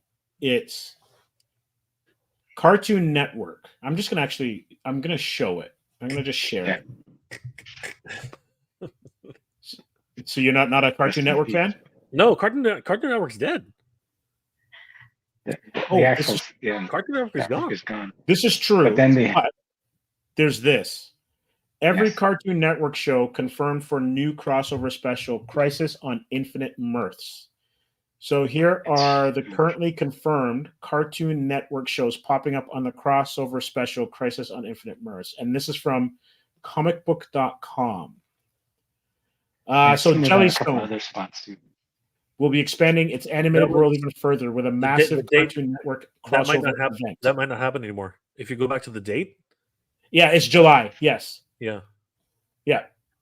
So is it a matter of, with Cartoon Network being dead, they can't get the license to do it? Or it's not about that. The properties need to go somewhere. So it could be the fact that Warner Brothers has taken, I don't know who would have bought these licenses, because the IPs. I don't know if the original creators have any rights to them or anything like that. But right now, I think most of these things are in limbo. Like Dexter's Laboratory, the Powerpuff Girls. I don't know. I don't know what's happening there. But it says right there, actually at the bottom, poster for Cartoon Network versus Jellystone crossover, Crisis on Infinite Mirths, Cartoon Network / Warner Brothers Discovery. So I wonder, again, now the Cartoon Network is defunct, if someone's going to take a bid for the IPs. because as you know, that's how it usually works, right? Like Yes. somebody's going to buy these up. So I Unless still it's, think unless, this movie can still go forward because it seemed to have been in progress before all of the stuff with the Cartoon I Network shutting down. I know, but I think that it really comes down to IP rights because now that they're defunct, um, like the one entity can't just be making them without somebody's permission, right? It's unless there's some sort of license, even though they're defunct, I wonder if there's some sort of licensing fee that extends It's past still it. all under Warner Brothers, though. Yeah. is it or was it was it a license situation or was it a partnership? Right? There's a whole bunch of things that are unknown in that scenario, right? I guess we'd have to look into because somebody must be talking about it because I think a lot of people were looking forward to it, right? So And it's really and I think didn't Cartoon Network go belly up before July? Like I think it was in like May or June that it went down. I don't because that report was only from like July 24th, so just about a month ago. yeah, The actual I think the website just went down last week or something like that. yeah. But beyond that, I don't know. Yeah, Warner Brothers is having I think it's still legit, but you'd have to dig into this one a little bit more. Well, that would be, it would be interesting to see where that lies. I know that before, like when they were in a lot of, I got it. The company plans to fully consolidate its TV animation divisions, merging Warner Brothers Animation and Cartoon Network Studios. So it's now a joint studio with Warner Brothers. right. Yeah. So Because it will continue. It will continue. Yes. which is cool. That'll be, that'll be an interesting property to watch. Like that'll be fun to see. Because I know like and this is probably about a year and a half or so ago, when DC was in some trouble and they were trying to figure out what to do with Time Warner and who's going to buy it and what they were going to do. The big thing was that they were just going to license off Batman, Superman, and all their characters, and not even worry about. They were actually going to go the Marvel route when you think about it, which is what Marvel did cinematically and had been doing since the 70s, 80s. Right? Yep. Well, I'm a big Powerpuff fan, so me too. I'm a huge. I would love to see that. I'm an absolute huge Powerpuff Girls fan. I love Powerpuff. Yeah, man. That cartoon was absolutely hilarious. Yep. Yeah, I could see Mojo Jojo taking on Samurai Jack. Yeah, for sure. Mojo Jojo. I love that guy. Yeah. So, Surge, tell us about Fan Expo. How was it? We touched on it a little bit earlier, but some of your highlights, and then you have an announcement for those who have joined the stream like late. Surge is a fantastic artist, and he has some big news because he's got something on the horizon that we all should know about. Yeah. A couple of things going on there. So first, Fan Expo, the Fan Expo Canada, big event as usual. And for those that have been to it, they know there's a north and south end. I was in the Artist Alley in the south end. Lots of traffic through there, lots of people coming in. I don't know what the latest numbers were, but it's hundreds of thousands of people that come through over that weekend. It was very hectic. It's a lot of effort, but it also has a lot of rewards in it, financially and also with working, reaching out to people, getting on with other artists and doing all the wild and crazy stuff. And it's a really fun event for everybody. Definitely, if you've never been to a con, you definitely got to check it out. Would you start with this one? I'm not sure, but I think it's definitely an experience for anybody. And it's definitely worth checking out. It is Canada's biggest one, so definitely check that out. For myself, specifically, I do sci-fi, comic book, prints, original art, a little bit of everything there, and a lot of sketch covers. So our booth is, I've managed to grow it over the years as well. So I have I was in a smaller spot. Now I'm in the end cap, so it's we get a lot more exposure. We get a lot more people coming through. It's a fun experience that way. Like I said, though, it is a lot of effort too as well. So this year, more than previous years, there's a ton of commissions that came in, and oh, there you go. And there's the setup there. Beautiful. That's a nice setup. Thank you. really You'll nice see, setup. we have some prints. We have some stuff that's already framed. So people are, there's a smaller increase in the price. People are picking up some of these prints and just taking them home and putting them on the wall right away. So they don't have to worry about finding frames and this and that, trying to, match it up with some of the other pictures on the wall type of thing.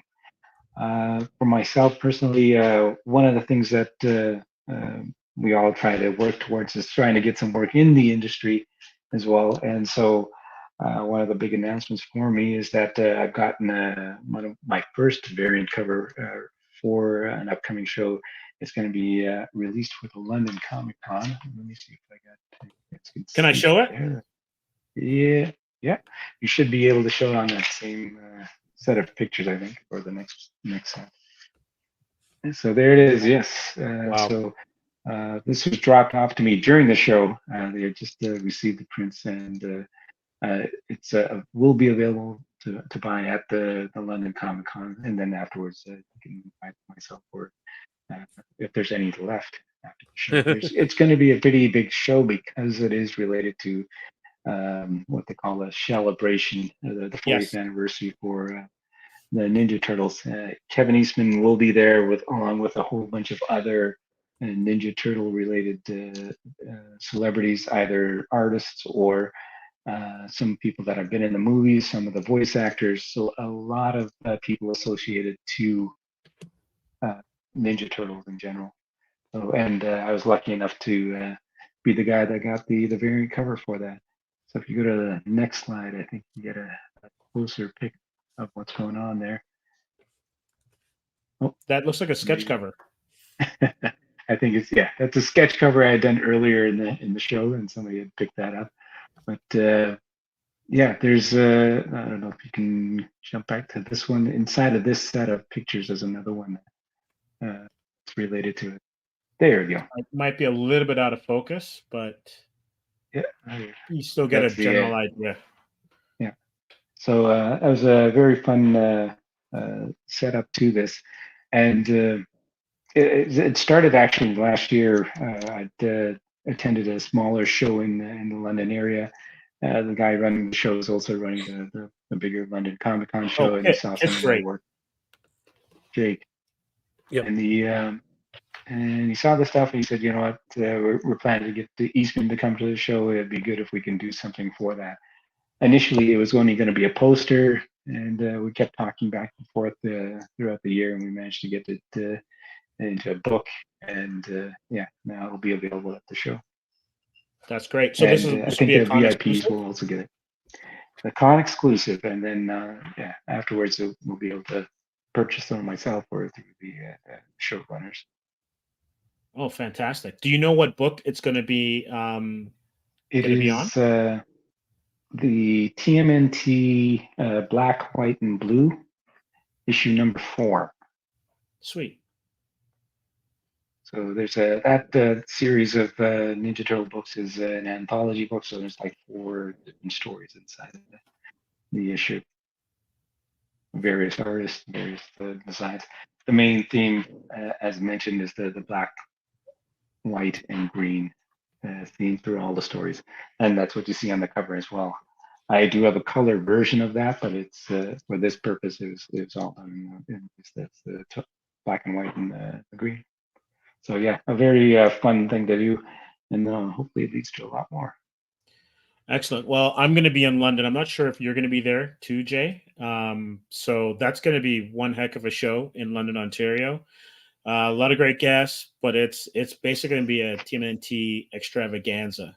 So if you are a fan of the Turtles in a Half Shell, I highly recommend that you head on out to the show in London. I think it's September 14th. Yeah, 14 and 15. 14 and 15, so it's a Saturday, Sunday show. Yes. Yeah, it's going to be great, and Comics Asylum is going to be helping to publicize a lot of stuff that's there, and we're actually going to be throwing in an issue of Atrium, our own book, into the grab bag. So you can pick up Surge's variant cover as well as a copy of Atrium #1 when you head over to the London Comic Con. But getting back to Fan Expo, Jay, you were there as well too. Yeah, correct? and I witnessed that. Surge wouldn't even let me touch it. He was like, get away. I was like, dang, man, holy crap. Like, it's freaking gold. I was like, ouch, Jesus. That's great. Nuts. No, what was the show like? It was amazing. It was amazing. No, it was your typical Fan Expo experience. I mean, lots of people, lots of sights, lots of sounds. I thought we Did we lose him? No, he's back. My feet still hurt. So I mean, like, you know, it's right. Unlike the man here who, you know, has to protect his wares and slap people away from like touching his comics. So, you know, I had to walk around the entire floor. I'm feeling it. It's yes, slap all that slap work. It works up a lot of muscles too. It was all the signings. You should have seen his hand was like he was like going crazy with all the signatures. It was nuts. No, but seriously, it was great seeing Surge there and seeing Hugh and all of our friends. Saw a lot of great things, a lot of new stuff that I wasn't expecting. I met this vendor who does a lot of like leather work with jackets. I thought that was really cool. Yeah, I have a couple videos on coming on the way. Saw a few people. Gina Carano was there. I was surprised. She was actually there. Wow. Yeah, Gina Yeah, Carano. she's one of those ones where you're like, wow, she's back on the circuit. Yeah, And, it was really interesting seeing her you know, signing autographs. She was right next to Esposito. So, you know, again, it was very, very interesting to see all these celebrities in one place, as always. I don't get very starstruck, so it's kind of like, oh yeah, that's cool, it's cool, move on. But as always, like, because it's in two different sides of the center, you got to go from one end of the building to the other end of the building. It's annoying as hell because for anybody who's a Torontonian, you know just how you have to actually go through an escalator. You got to go down an escalator, and the problem was down around exactly around the corner to the bend. You know, it's literally like a wizard's castle. The scarecrow, and yeah, exactly. The real problem is freaking two of the escalators were dead, so there were traffic jams all the time. It was really bad. You know, you had these freaking escalator operators down there in the pits, and we're like, wow, that's crazy. So other than that, though, it was a lot of fun. I got to sit in Knight Rider car, the kit.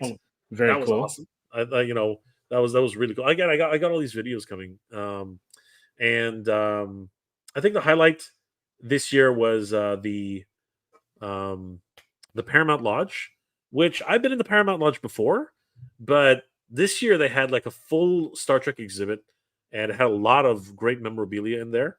You know, like the Salt Vampires and a lot of stuff from the new series.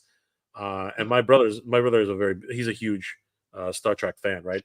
And then they showed the Teenage Mutant Ninja Turtles, the new mutations. That was really fun, the video games and stuff like that. So yeah, there was a lot of great stuff to take in this year. A lot of great exhibits and activations. I think the activations just reminded me of one thing as well. The eBay booth, they actually forgot to bring a lot of their wall art, so they actually came around and wound up buying a lot of art from all the artists. And that is so cool. Whoa! Well. Say that again, Surge. The eBay had their own display there, and they wound up buying a lot of my art to display at their booth. That's cool. Yeah. That's probably the only good thing about it, because eBay being there really makes no sense to me. But yeah, it was kind of weird, but at the same time, hey, if you guys want to buy, no problem. I went through their booth, and they have all these collectible cards. They have some collectible records, and the prices are just stupid. Like I was like, are you kidding me right now? You're charging how much for this magazine? And you see the Playboy magazines on the rack. I'm like, what are you guys doing here? Like, you guys read the room. Come on, read the freaking room, dude. Like, this is crazy. It was one of these things where it's like, I'm like, you kind of like things that make you go, what the hell is that, right? Right. And they had this whole living room display where people are displaying their stuff. It was a really weird booth. But heck, you know what? They paid Fan Expo for the space. They can do whatever the heck they want with it. So that's one of those for things. sure. And the fact that they're actually paying artists, bravo. That I'm gonna Yes, go that's the big absolutely. point. That's the Absolutely. big point. That is huge. Derek Kuto, I was there, so he was at Fan Expo. Hope you had a good time. He met Dolph Lundgren. All right, to sign my classics movie He-Man. He was a complete a-hole, though. I've heard some crazy things about Dolph, but I'm surprised he was being an asshole this time. Usually he's pretty cordial. I don't know why. What did he do, Derek? Like, did he tell you sign, get out? Is that what he said, or was he just not talking to you? Because I've heard a lot of stories about Dolph Lundgren. Playboys at a Comic-Con show isn't that Toy Fair magazines. Haha. There's porn for geeks, but then there's just basic porn. Okay? Straight. Yeah. Jay, did you see the life-size Jabba, the guy, and Salacious Crumb? Now there's a character. I have never liked that character. Not Jabba, Salacious Crumb. Yeah, every time I see him, I just want to. Was there a life-size Jabba? There's always a life-size Jabba. He's in the hallway. Yeah. But I don't know. Like at Niagara Falls.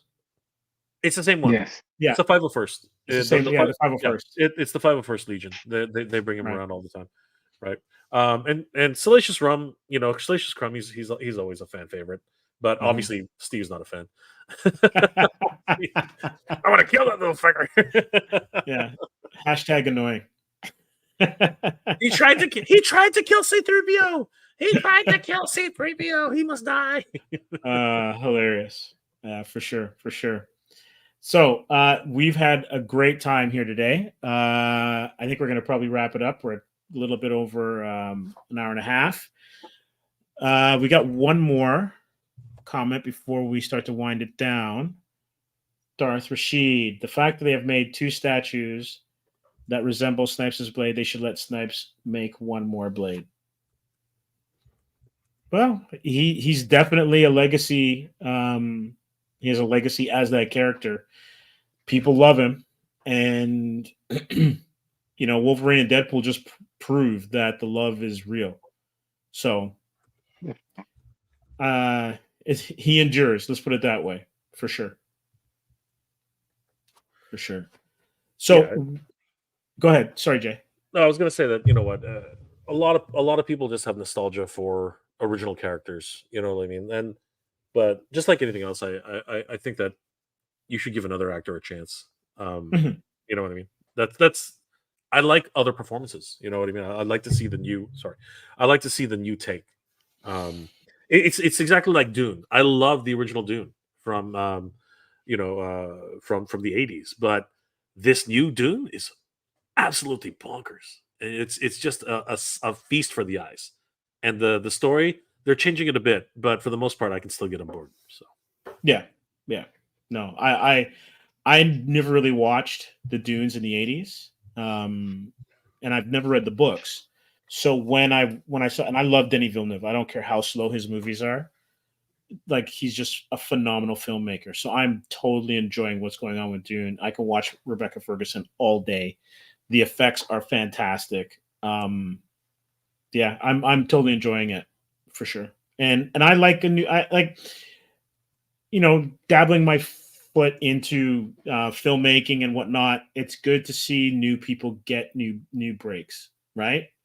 Because realistically, it's kind of like music. Everyone has like about 10 years of like being mega hot, and then something happens and they then they move to the side a little bit. There was a time where like Johnny Depp was hot. There was a time where like Tom Cruise is just Tom Cruise, but even he isn't as mega as he used to be.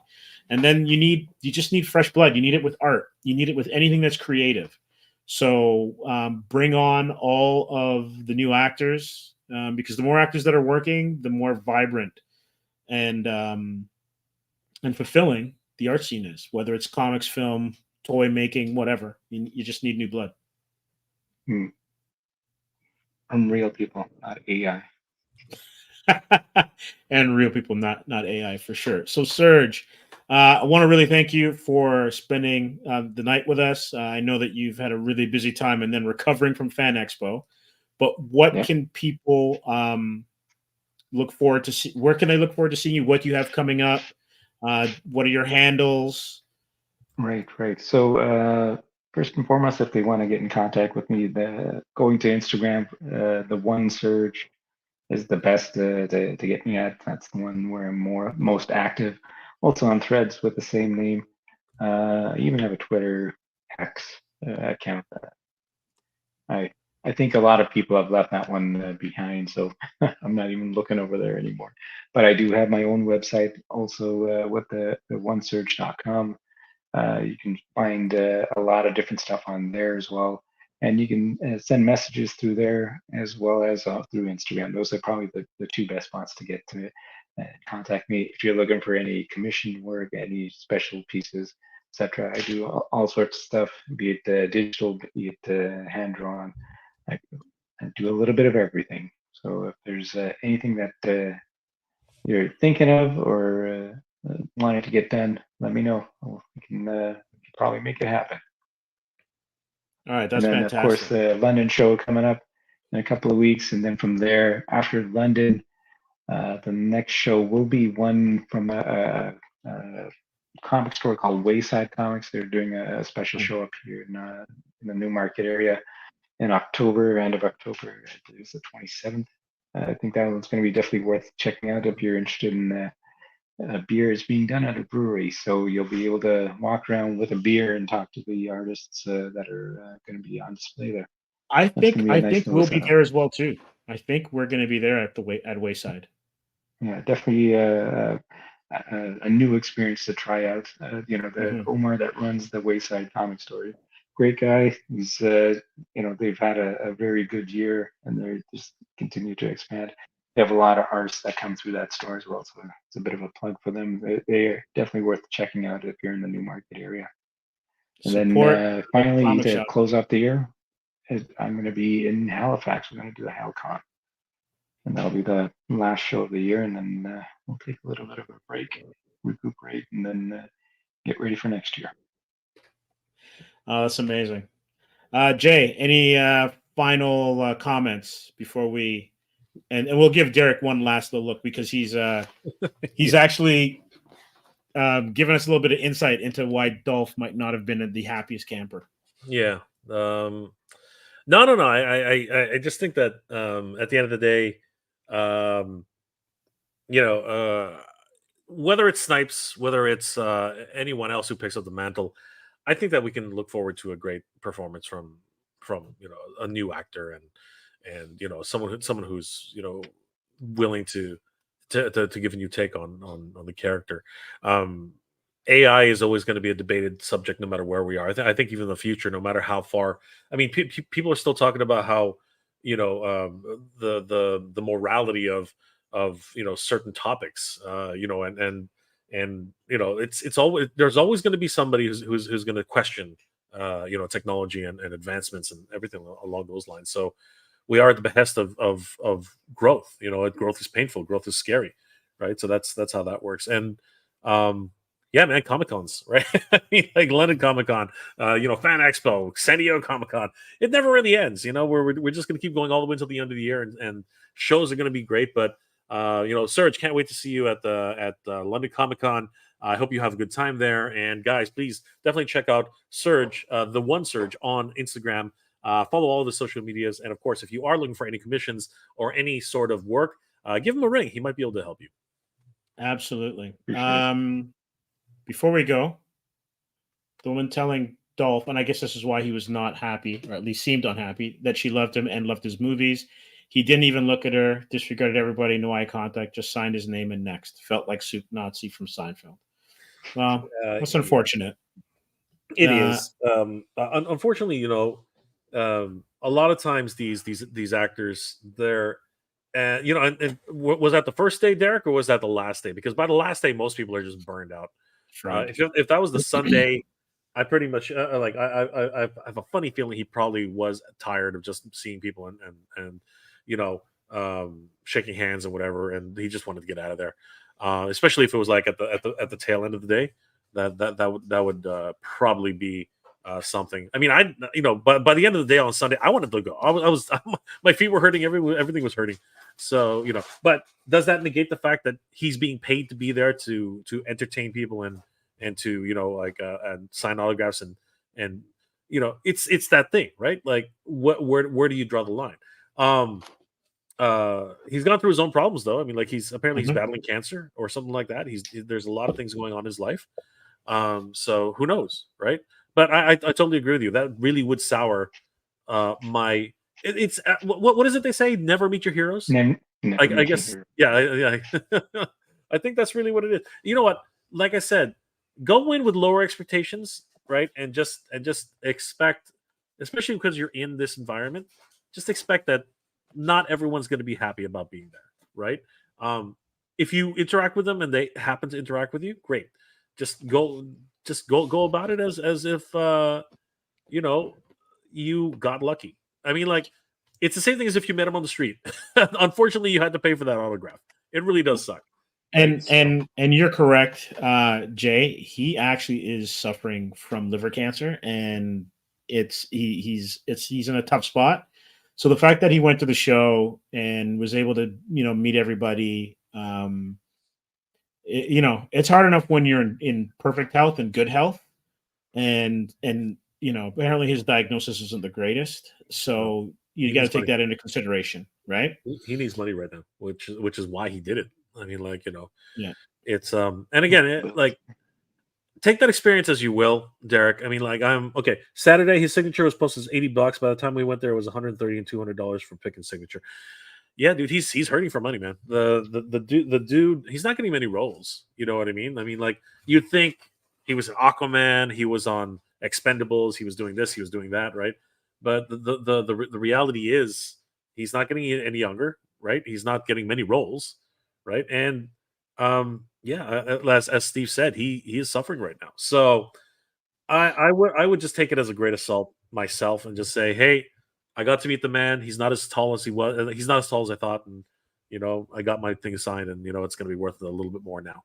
I think that's probably the best way to look at it, and just keep He-Man in your memories, and keep this, the Universal Soldier and the Red Scorpion. Keep all those. The Punisher, if you want to go that, he wasn't the best Punisher. He was not. He was definitely not the best Punisher. But keep all those guys in your head, and just remember that those are